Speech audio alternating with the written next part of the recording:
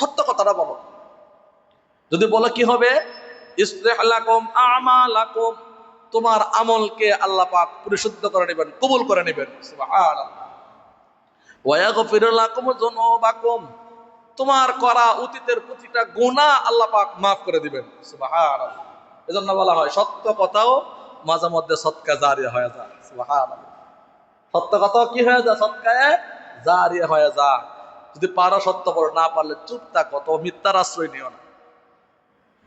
আল্লাহ তাআলা আমাদের সকলকেই জবানের হেফাজত করার আমাদেরকে তৌফিক দান করুন, সকলে বলে আমিন।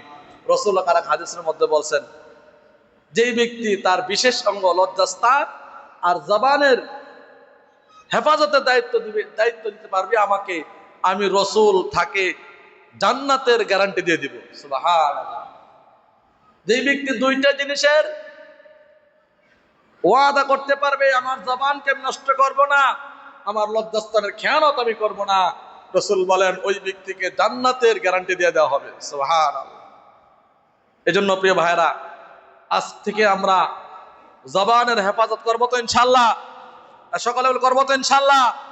রাস্তাঘাটে 10 টাকা 5 টাকার জন্য বাসওয়ালার হেল্পারকে বা কোনো রিক্সাওয়ালাকে আমরা কখনো খারাপ ভাষায় আমরা তাদেরকে সম্বোধন করবো না, পারবো না ইনশাআল্লাহ?